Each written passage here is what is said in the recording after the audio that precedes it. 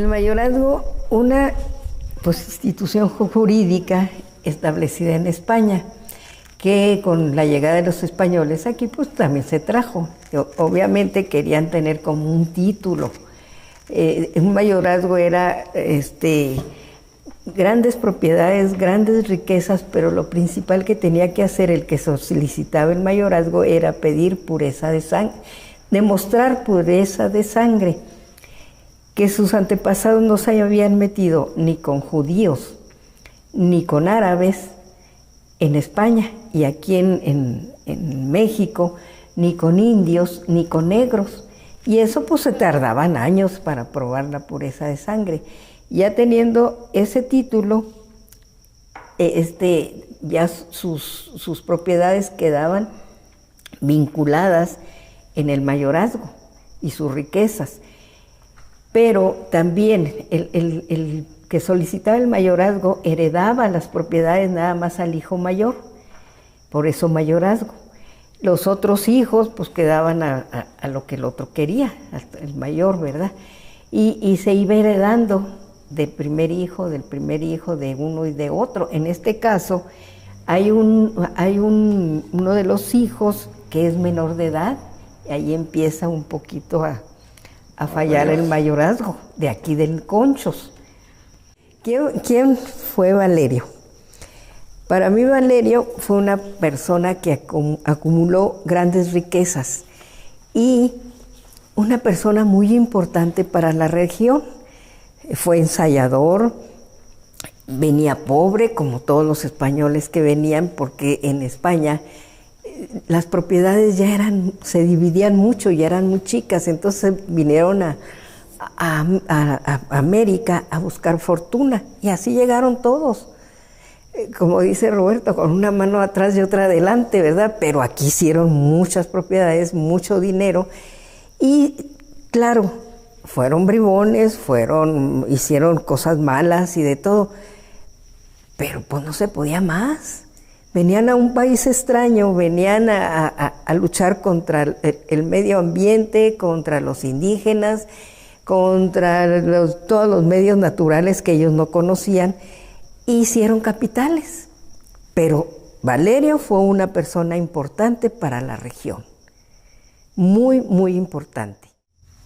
Creo que sabemos, ¿verdad?, que el mayorazgo abarcaba desde Julimes hasta San Borja, y desde el río San Pedro al río Conchos. Era una extensión muy grande.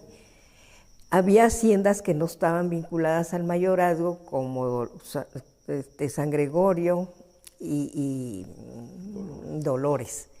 Haciendas muy grandes, pero esas no contaban en el mayorazgo.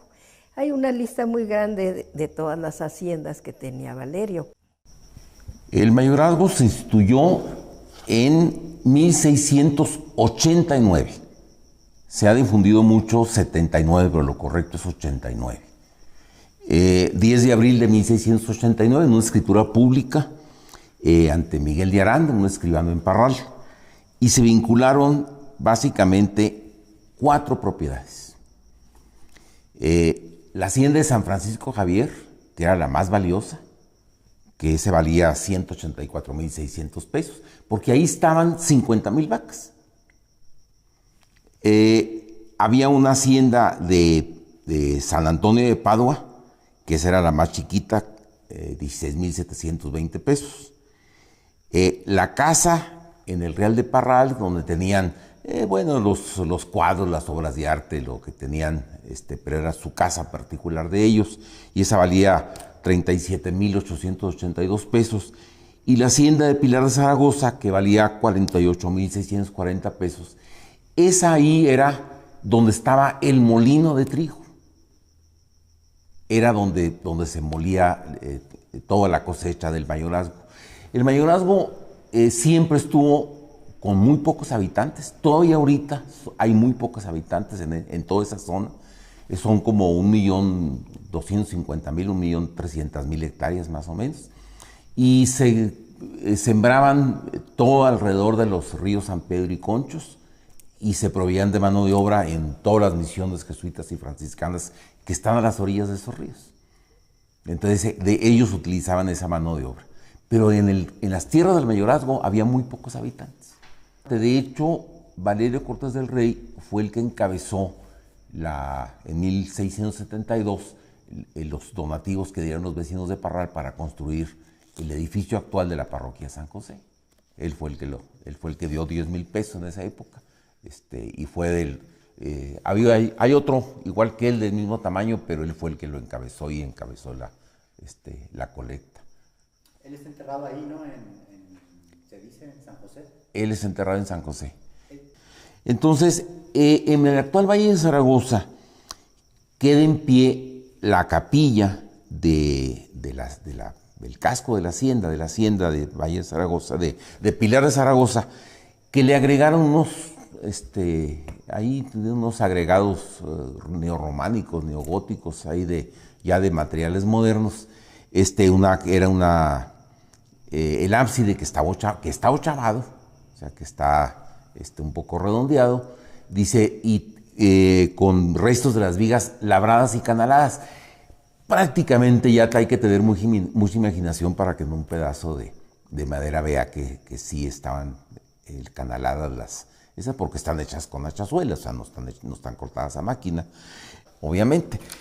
Y hay una cosa que sucedió curiosa con el mayorazgo. Tuvieron que, durante 18 años lo arrendaron. O sea, las 4 haciendas, bueno, la casa era una y las otras 3 haciendas las partieron en todas estas partes para arrendarlas. Y duraron 18 años arrendadas, hasta que ya los ajusticiaron y las obligaron a venderlos. Entonces se vendieron en paquetes, ¿verdad? Se empezó en 1838 y se terminó hasta 1861 de vender las propiedades. Valerio Cortés del Rey se lo heredó a su hijo Juan. Y luego Juan, que se murió en 1719, se lo heredó a su hijo Bernardo. Él se murió en 1728, que es donde vienen los inventarios esos muy detallados, a su muerte. Y luego después el siguiente mayorazgo fue Vicencio Cortés del Rey, uno de sus hijos. Él estaba casado con una señora Juana de Barroterán, pero no tuvieron descendencia. Entonces, el mayorazgo pasó a su hermano, que se llamaba Valerio Pascual Cortés del Rey y Fernández. Entonces, cuando él se murió, no tuvo descendencia tampoco, es más, ni siquiera lo he visto casado. Tuvo que remitirse la herencia hasta Antonia Cortés del Rey, que se casó con Juan Alvarado, y el siguiente mayorazgo fue un nieto de Antonia, que se llama Próspero Alejandro de Alvarado Amparán. Y el siguiente dueño se llamaba Próspero Néstor de Alvarado y Novoa. Ese fue el último, el que tuvo que vender. Fueron 7 dueños del mayorazgo.